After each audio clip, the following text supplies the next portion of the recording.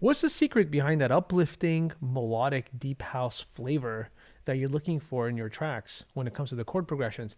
Let's jump into this track and show you exactly how we utilize the Dorian scale and what strategies we gotta keep in mind to make sure that it sounds right for us to have a melodic deep house track that sounds like Anjuna Deep, or a lot of other labels that do this flavor of music as well too. Let's jump into it.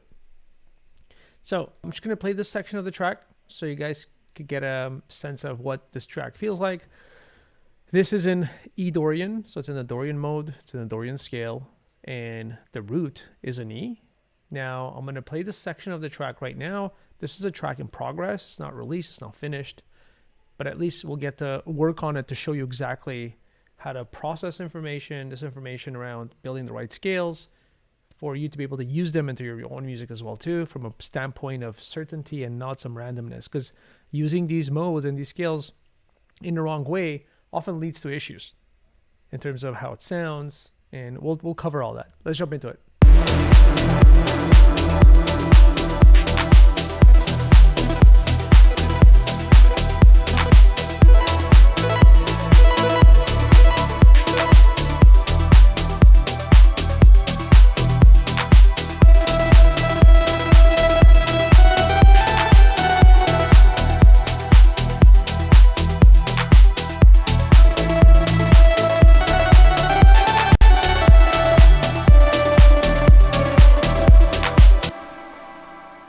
Sorry about that. There was a small glitch. That's fine. But you get a sense of it. There's an upliftingness to the chord progressions.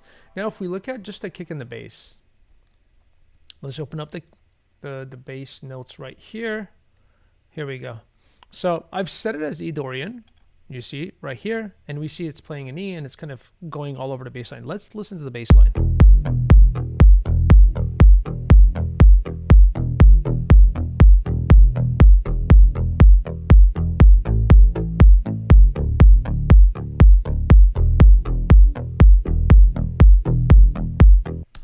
So looking at this as is, we see that we're hitting the E note a lot. So that's when we're going home. It feels like it's the home bass. That's the home bass note, the E, which sounds like this. It's repetitively playing this, and occasionally it's going up, and then right here it's going back down, and there's a small melodic motif right here being built. But can we confirm that we're currently in the E Dorian scale? Not really, because we're playing the E, we're playing the third, E minor also has a G, and we're playing the fourth, and we're playing the D. If I actually put this at the E minor, the notes all still work. See, the A is there, the G is there, the E, obviously the D as well. So just as is, if I'm to hear this bass line, I cannot confirm that this is in the Dorian mode. It's just, we're using E as a bass, that's what we could tell, or in a minor variation. Dorian is a minor variation of the scale. We know that because the third here is a full step and a half step. If it was a G sharp, it would be a major, right? So we know it's a minor, we know the root is an E, but are we in an E minor or are we in E Dorian? We just can't really tell at this point. If we look at the chord progression though, let me just solo the chord progression and you guys could see what's happening.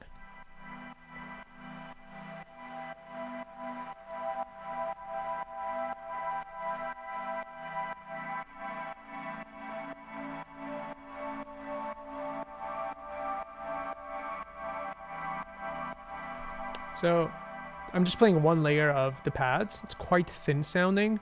If I were to play all of them, it sounds much fuller, of course.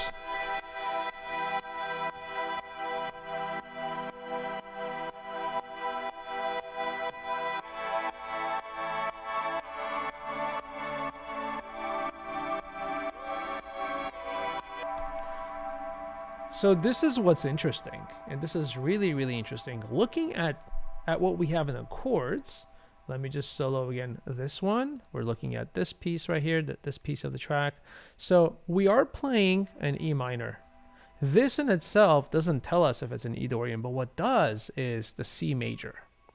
I'm just going to simplify this for you guys, because I know every time in the past, when I was learning all this stuff coming through the years and I used to watch YouTube videos, it used to be very confusing.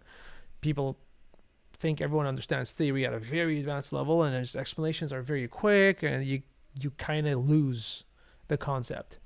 Now, I'm not here declaring myself like the theory whiz of the world. I've studied some theory, but also don't have a master's degree in music theory. And we don't actually need that to be able to produce electronic music, even this type of electronic music. We need to understand what scales we're in. We need to understand what chords fall into those, and simply kind of follow that route to get a specific emotion. Now, if we were to, remember before I said I wasn't sure if I'm in E minor or E Dorian, right? And now I just pointed out that the C sharp indicates that we're in D Dorian. Let me show you why. E minor right here, the only note that changes is the C. In E minor, we have a C. And in E Dorian, we see the C is going to go up to C major, C sharp. So basically, it's the same chord all the way up to, so this is 1, 2, 3, 4, 5, the 6th note. So the difference between E minor and E Dorian are the same all the way up to the 6th note of the scale. What happens in Dorian is that 6th is taken and just pushed up a semitone to C sharp. So there's two things we usually tend to do to be able to emphasize that in this case we are in E Dorian. So we're playing an E, we're starting with an E, and we're finishing with an E. Doesn't mean every single variation of chord progression U needs to start and end that way, but this is giving us a sense of the home we're in. We're leaving home, we're coming back home, right? So it feels melodically and harmonically that, okay, we are in E. I'll tell you why this is important soon, because this might be confused for something else too. So we know we're starting with an E, we're repeating it here, we're playing it here again, and we're playing here as well. So we know we're in E, and we know we're in E Dorian because we're emphasizing the C. The C in reality is a 4th chord of the scale. It's the A major right here. See if we count 1, 2, 3, 4. So the 4th note of the E Dorian scale starts with an A. If we build a chord on top of this, so a 1, 3, 5 on top of this A, we hit a C sharp. And then the E, which is right now inverted right here, this is your A major chord. You already hear the majorness of the chord, which creates the uplifting sound. If we had the regular C, which is an E minor, right? We said we raise only the C. It sounds quite different. If we listen to the progression, very, very has a darker sense to it. It's serious, it's dramatic. But when we raise this to the C sharp, which is the only thing that changes between the two scales, there's a sense of like this uplifting feeling, which is beautiful, which is what we're going for, right? So the more we start from the E, go back to the E, and emphasize the E, we know we're in E. How do we know we're in E Dorian? We want to put in chords that emphasize the C sharp. In this case, there's one here. We're playing a C sharp right here to emphasize that it's a C sharp and not a C. And this is what ties everything together in terms of making sure that we're really in the Dorian mode in this case. Now, every series of notes could be misinterpreted as another mode too, if it's presented wrong. We could look at, I'm going to give you one example, not to get too complicated. This is something you got to watch out. Sometimes people tell me, Vardy, I thought I was writing a song in E Dorian, but it sounds like D major now. It doesn't sound like it's uplifting. It just sounds happy. And let me show you what happens in that case. If we start from D, forget what I'm doing right now and forget that I've selected E Dorian. If I start with D right here, we all know, if you don't know, that's okay. The pattern to build a major scale is full, full, half, full, full, full, half. So if we start with D, full, full, half, full, full, full, half. So the same exact notes that are found in E Dorian are also found in D major. So if we weren't looking at this part of the screen and we just had these notes, someone might say, maybe we're playing in D major. But are we playing in D major? No. This issue tends to happen when we're not starting or ending with the E minor. Say we want to do an E Dorian, right? We might maybe start at the D or play a lot of the D chord. It's then going to feel like the home is the D. So we got to be careful on that front, right? So to go back to what do we have to do for that Dorian-ness to really feel good is we got to go back to the root note to identify what home is, and also take the note that's different in between the minor and the Dorian, which is the C going to C sharp, and play that often. Not randomly, have moments where you play the chord. In this case, it's the A major. And the more you do this, the more the progression feels like an uplifting Dorian sound. Or even Lydian. Lydian is the same too. We're not going to jump into that, but again, it's one specific note from a major scale moved.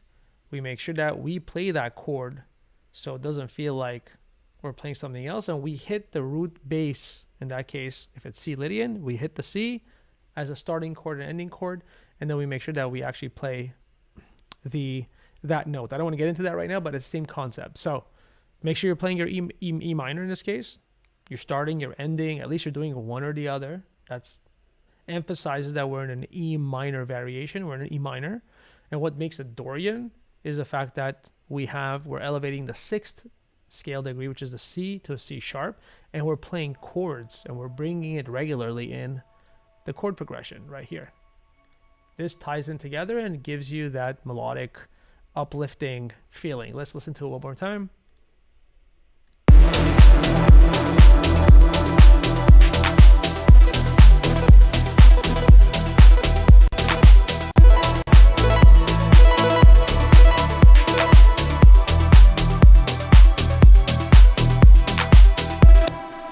So right there, we got the C sharp. As soon as we enter this chord, that major feeling of that chord, which shouldn't be there in E minor, it is in E Dorian, uplifts the track and you get that feeling. Hope this is helpful. If you guys have any questions, reach it in the comments below. If you're looking for any specialized help, if you're stuck in production and you need more help, follow more of our content. You can book in a call with us too, so we could explore, see what's best for you.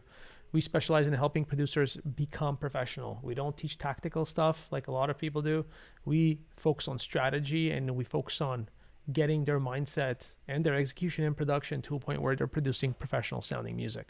We specialize in that, and we deliver in that. So if you want to have a conversation to get your production to the next level, to get your career in music to the next level, book in a call. It should be in the first comments below, and then we'll have a chat. Speak soon. See ya.